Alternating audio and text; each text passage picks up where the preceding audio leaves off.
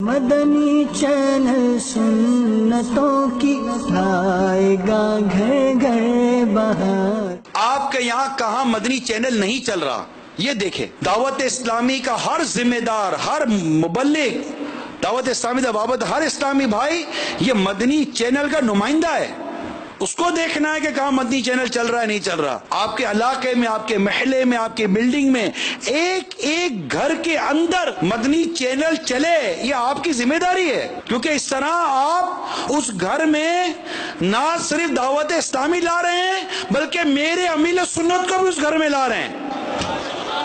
اس گھر کے اندر کتنی برکتیں اور اس گھر میں کتنا مدنی ماحول بنے گا مدنی چینل کے ذریعے، اس کا آپ اندازہ کریں۔